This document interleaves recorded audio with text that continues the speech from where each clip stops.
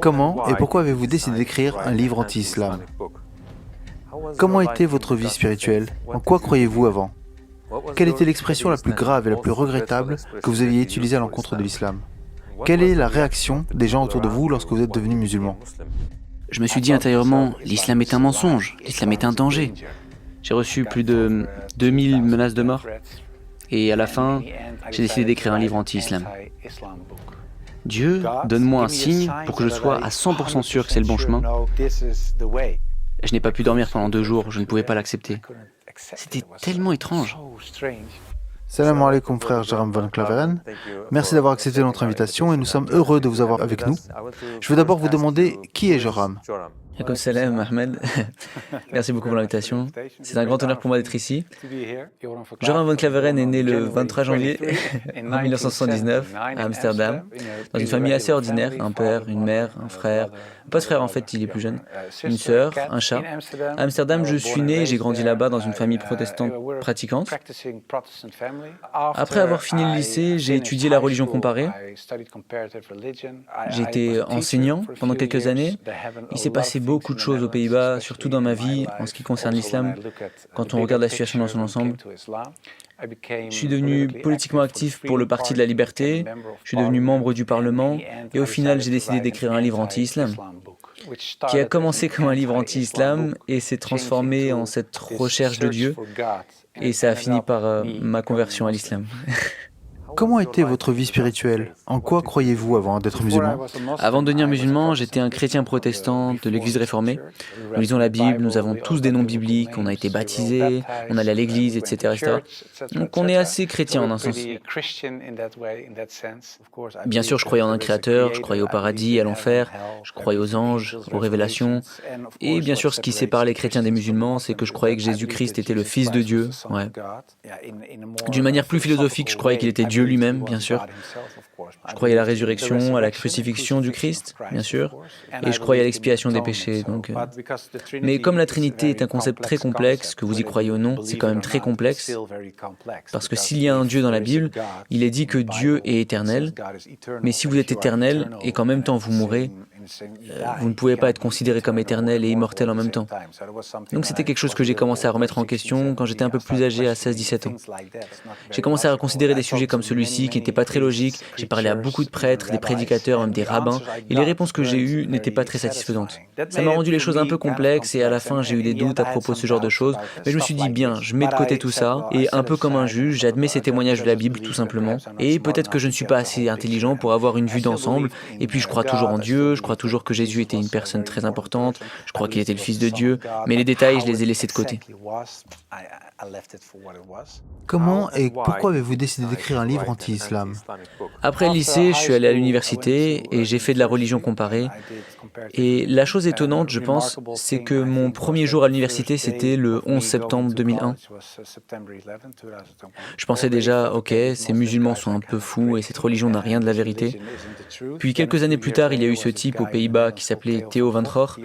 C'était un cinéaste célèbre et il a été tué dans la rue et il a été abattu d'une balle et ils ont essayé de lui trancher la gorge et ils lui ont mis un couteau dans le ventre avec une lettre pour une autre fille, Nirsi Ali, et il était dit « Vous êtes la prochaine ». Donc ça renforce tellement mes sentiments anti-islam que j'ai pensé que je devais devenir politiquement actif pour faire quelque chose et arrêter ce mal où il pourrait nuire à notre pays. Vous avez commencé la politique à cause de l'islam. Oui, et ça a vraiment un rapport avec l'islam. C'est la raison pour laquelle je voulais écrire un livre, pour expliquer aux gens pourquoi l'islam était un danger pour le monde. Quand j'écrivais mon livre, comme je l'ai dit plus tôt, les questions, les doutes que j'avais sur le christianisme ont ressurgi. Et les questions concernaient la recherche de la vérité, bien sûr, parce que j'étais un chrétien convaincu. Et oui, les questions que j'avais, à la fin, trouvaient leur réponse dans l'islam.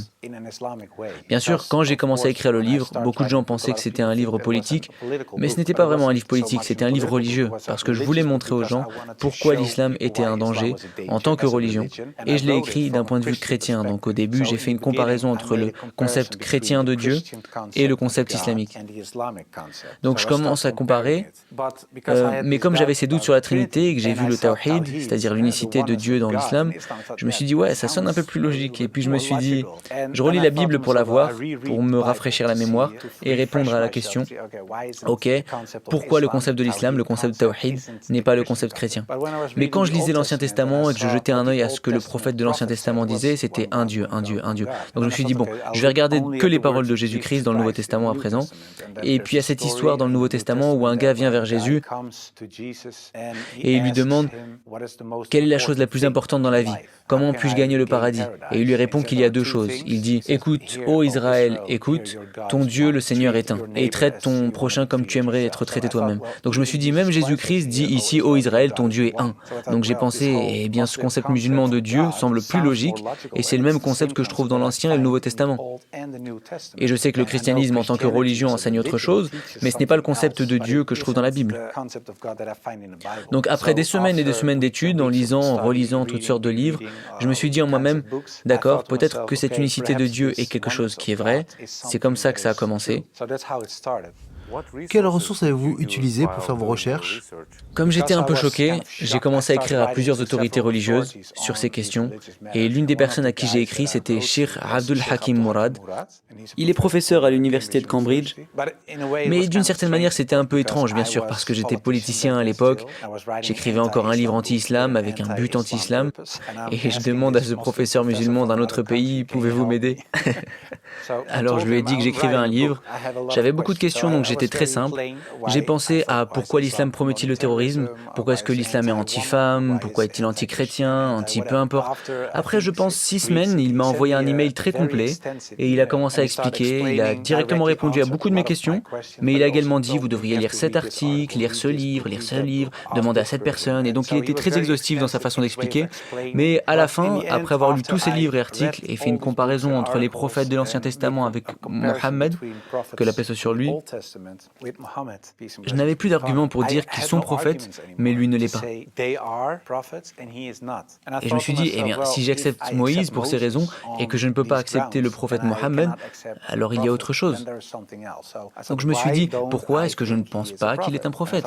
Et j'ai pensé, oh, peut-être parce qu'il avait beaucoup de femmes, mais encore une fois, quand vous regardez Salomon, que vous regardez le roi David, Abraham, il y a beaucoup de gens dans l'Ancien Testament qui avaient plus de femmes. Et quand vous regardez même en dehors des livres religieux, culturellement, en Europe, en Afrique, Asie, partout, il y avait des hommes avec plusieurs femmes pour plusieurs raisons.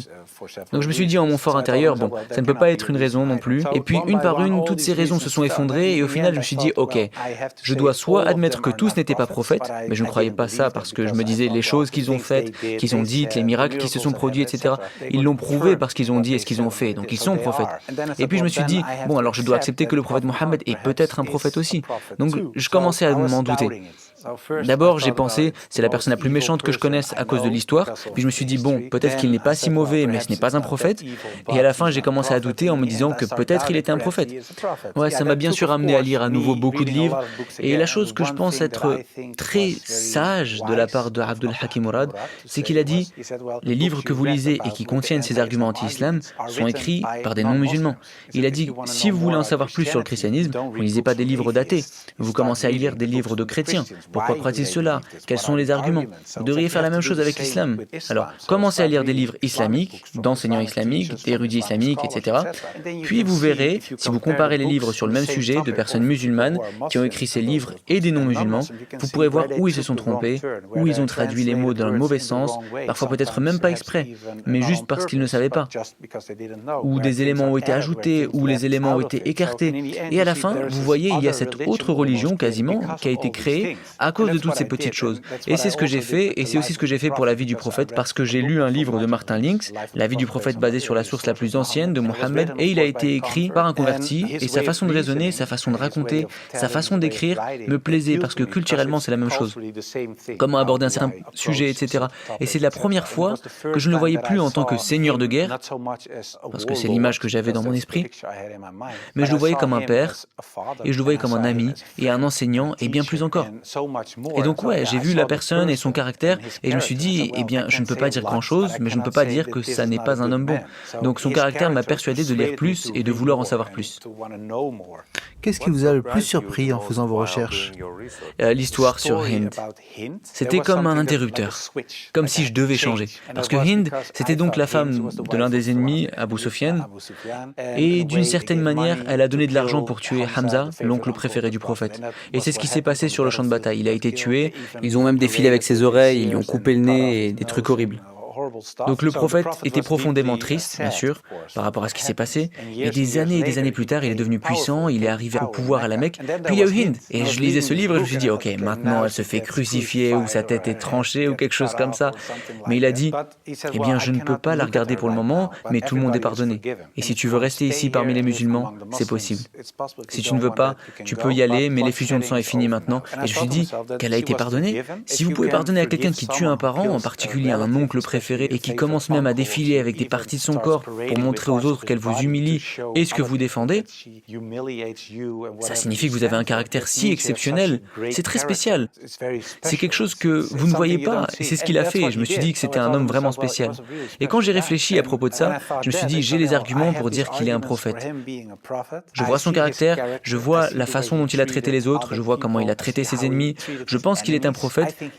Mais ensuite, je me suis dit, wow, c'est horrible, parce que j'ai déjà accepté cette unicité de Dieu, et maintenant je dis qu'il est un prophète. Si je dis qu'il y a un seul Dieu et que Mohammed est son prophète, c'est presque la shahada. Alors je me suis dit, d'accord, fermons le livre, arrêtons, cela va dans la mauvaise direction. Et bien sûr, je n'étais plus aussi anti-islam à cause de ce que j'avais lu, ce que j'avais vu et ce que j'avais expérimenté. Ce que je vais vous dire maintenant, ça ressemble un peu à un conte de fées, mais c'est vraiment arrivé. À la fin, il y avait tous ces livres sur la table, et quand j'ai eu ce sentiment de, ouais, d'accord, c'est la shahada d'une manière, je me suis dit, bien, j'ai mis tous les livres sur l'étagère la plus haute, mais il y avait tellement de livres que beaucoup de livres sont tombés de l'étagère, et l'un des livres qui est tombé de l'étagère était le Coran. Et quand je l'ai ramassé, ma main était sur une page avec la sourate 22, verset 46, et il y est dit que ce ne sont pas les yeux qui sont aveugles, mais les cœurs. Et je me suis dit que c'était vraiment mon problème. Car ce n'étaient pas les yeux. Je pouvais vraiment voir ce que j'écrivais moi-même. Personne ne m'a forcé à écrire ce livre. Personne n'a dit « tu dois écrire ceci ou cela ». J'ai commencé à écrire de moi-même et je pouvais voir la vérité de mes propres yeux, mais je ne pouvais toujours pas accepter le fait que j'ai reconnu qu'il était un prophète et qu'il y a un Dieu unique. Je ne pouvais tout simplement pas. Donc ce n'était pas mes yeux qui étaient aveugles, mais c'était vraiment mon cœur. Je ne pouvais pas l'accepter. Je pense que mon nefs ou quoi que ce soit, bref, mon ego ne pouvait pas l'accepter. Et j'ai dit « ok, Dieu, peu importe si c'est le Dieu de la Bible ou du Coran, donne-moi un signe ou quelque chose pour que je sache à 100% que c'est le bon chemin. » Et je suis allé me coucher. Et quand je me suis réveillé, j'avais un sentiment de sécurité au fond de moi. Je me sentais vraiment très en sécurité. Et je me suis jamais senti autant en sécurité à propos de quoi que ce soit d'autre. Toute l'anxiété ou les soucis de doute ont disparu, comme de la neige au soleil. Je me suis dit, bon, je pense que je suis musulman. Et puis, bien sûr, j'ai dû l'annoncer aux autres. Quelle a été la réaction des gens autour de vous quand vous êtes devenu musulman? Assalamu alaikum mes frères et sœurs. Nous avons remarqué que 80% de notre audience, y compris l'audience de cette vidéo, n'est pas abonnée à notre chaîne. Comme vous le savez, nous sommes une organisation à but non lucratif et les publicités sont désactivées sur nos vidéos. Donc la seule raison pour laquelle nous demandons cela est de répandre la vérité. Cela peut sembler être un petit acte, mais Inch'Allah, ça peut être un moyen de guidance pour beaucoup de gens. Maintenant, cliquons sur le bouton s'abonner et marchons ensemble vers l'éternité. Quelle a été la réaction des gens autour de vous quand vous êtes devenu musulman? La plupart des réactions étaient très négatives, bien sûr. Pour beaucoup de gens, surtout certains de mes oncles et tantes, ils étaient en quelque sorte sous le choc. Ils l'ont entendu quand c'était aux infos. Je l'ai dit à ma mère et ma mère a commencé à pleurer. Ma femme était assez ouverte, ouais, elle était assez cool sur ce sujet. Elle a dit, ok, si l'islam est ce en quoi tu crois vraiment et que c'est dans ton cœur, qui suis-je pour t'en empêcher?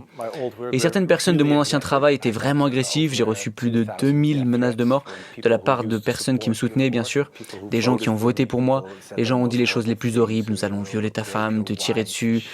Je sais où tes enfants vont à l'école, des trucs comme ça. Alors évidemment, la plupart d'entre eux, c'était des bêtises parce que c'est juste des fous qui écrivent des choses sur l'ordinateur. Donc c'était une période assez mouvementée. Et j'ai dû l'annoncer à mon travail, bien sûr, et c'était une organisation chrétienne. Alors le chef de la meute, il a dit « Oh, je peux pas le croire ». Il a dit « Eh bien, j'ai remarqué ce changement. Quand tu parlais de certains sujets à la radio, tu étais un peu plus doux, plus aussi dur. Mais de là à devenir musulman ». Et après avoir dit « Oui, je suis devenu musulman », il a dit « Je ne pouvais pas dormir durant 2 jours. Je ne pouvais pas l'accepter. C'était tellement étrange. » Le plus dur pour moi, c'était de le dire à mon grand-père, parce que mon grand-père était mourant et il avait 94 ans, et il était sur son lit de mort à la maison. Je devais lui dire, et ma mère m'a dit « Tu dois lui dire ». Mon grand-père, c'était son père. Alors j'ai dit, eh bien alors, tu dois venir avec moi, un peu comme un bouclier.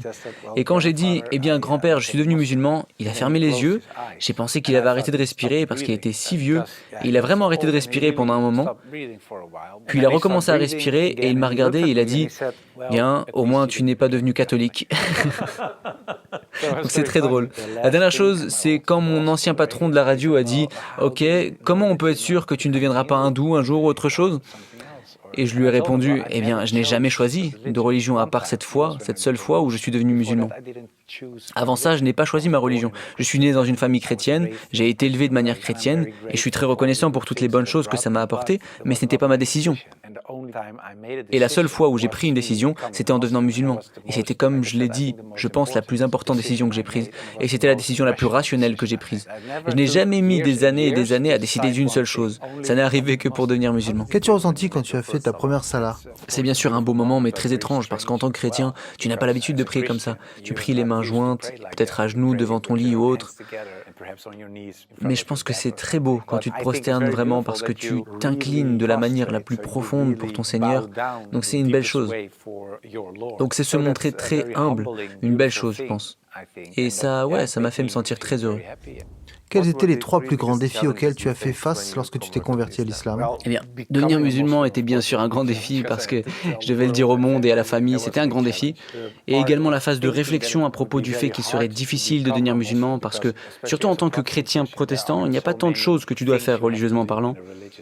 En tant que musulman, en termes de pratique, il est nécessaire de prier 5 fois par jour, il est nécessaire de manger d'une certaine manière, il est nécessaire de penser d'une certaine manière. Vous devez être le meilleur d'une certaine manière à chaque instant à cause de votre relation avec le Créateur et à cause du fait que vous devez prier 5 fois par jour. En quelque sorte, c'est un rappel du Créateur. C'est ce qui vous rend beaucoup plus conscient du fait que vous avez un Seigneur. Et en tant que chrétien, c'est comme ça que je l'ai vécu. Je me suis dit, wow, prier 5 fois par jour, je ne peux pas faire ci, je ne peux pas faire ça, je dois faire ça. Ça m'a fait mal à la tête, mais après que je sois devenu musulman, ce n'était plus difficile du tout. Est-ce que vous élevez vos enfants selon l'islam? On essaye, bien sûr. Je ne sais pas à partir de quel moment on peut dire que vous avez été vraiment élevé en tant que musulman. Je pense que c'est un travail très difficile, surtout à notre époque. Bien sûr, quand je me suis marié, je n'étais pas musulman, et on promet d'une certaine manière d'élever nos enfants en tant que chrétiens. Donc après être devenu musulman, je n'élevais plus mes enfants en tant que chrétiens. Bien sûr, si les enfants ont des questions sur le christianisme, ils demandent à ma femme. Ils obtiennent des réponses d'un point de vue chrétien, et s'ils viennent me voir, ils obtiennent des réponses d'un point de vue islamique. Mais la plupart du temps, elle leur dit « demandez à votre père ». Et ma femme cuisine halal pour tout le monde, donc c'est très gentil. Elle dit « je ne vais pas cuisiner 5 repas, donc tout le monde mange la même chose. Vous voulez du halal, tout le monde mange halal ». Donc d'une manière, c'est un peu comme un processus organique.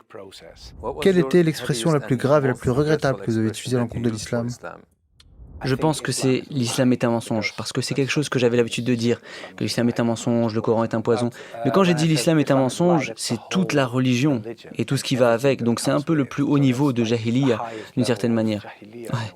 C'est quelque chose que je regrette parce que c'était comme un parapluie et tout le reste était sous le concept de l'islam est un mensonge, parce que c'était la pensée noyau. Et bien sûr, je m'en veux et je sais qu'il y a beaucoup de gens qui ne sont pas musulmans pratiquants et qui m'en veulent aussi. Et d'une certaine manière, je le comprends parce que dans un sens politique et dans un sens culturel et social, tout ce qui a été dit et fait est toujours présent. J'entends même parfois des arguments de personnes de mon ancien parti que j'ai offensé d'une manière. Ouais. Et c'est quelque chose qui me dérange et c'est l'une des raisons pour lesquelles nous avons fondé une organisation qui s'appelle le IXC, Islam Experience Center. On va dans les écoles primaires, collèges, lycées, universités, mais aussi au département de gouvernement, d'autres organisations sociales, des églises, dans le but de dissiper les idées fausses sur l'islam, pour partager le message, pour montrer l'islam sous ses vraies couleurs. Et nous le faisons par réalité virtuelle, avec des lunettes, donc c'est très amusant. Et nous essayons d'effacer d'une certaine manière les choses que j'ai dites et faites dans le passé. Comment les gens devraient-ils faire des recherches sur l'islam? Conseillez-vous simplement rechercher sur Google maintenant? Je ne le conseillerais certainement pas Google, c'est la dernière chose que je conseillerais. Je dirais éteindre l'ordinateur. Non, je pense qu'il est très important que les gens lisent des livres, des vrais livres avec des pages et tout. Et je recommanderais Mohammed, sa vie basée sur les premières sources de Martin Lynx, le livre dont j'ai parlé plus tôt, un livre vert. Et je pense qu'il est très important pour les gens de ne pas simplement plonger dans le Coran parce que c'est un livre très complexe. Et si vous n'avez personne qui puisse vous enseigner ce que vous lisez, surtout la plupart des gens qui ne connaissent rien à l'islam et ne parlent pas couramment l'arabe classique, vous lirez donc une interprétation du Coran ou une traduction, et la plupart du temps, ce n'est pas le plus authentique, bien sûr. Donc je conseillerais aux gens de simplement étudier la sira, étudier le caractère et la vie du prophète, parce que c'est ce que la tradition nous enseigne. Sa vie était le Coran, il était un Coran vivant d'une certaine manière. Étudiez simplement sa sunna, et je pense que c'est la meilleure façon de découvrir l'islam. Que voudriez-vous ajouter comme dernier commentaire? Je suis devenu beaucoup plus heureux après être devenu musulman, donc je voudrais inviter tout le monde à devenir musulman simplement parce que cela apporte la paix à votre âme et la paix à votre cœur. C'est la vérité, cela résonne dans le cœur et l'âme. Au moins, jetez-y un coup d'œil d'un point de vue islamique, essayez de lire et d'étudier la vie du prophète, essayez de comprendre ce que les musulmans croient, pas tant le comportement des musulmans, car il y a beaucoup de musulmans qui ne vivent pas comme des musulmans, y compris moi-même. Je ne vis pas toujours comme un musulman, je devrais et nous devrions tous. Mais vous devriez regarder l'exemple de tous les exemples, et c'était le prophète. Et si vous étudiez sa vie, vous trouverez peut-être des conseils qui vous guideront à la vérité.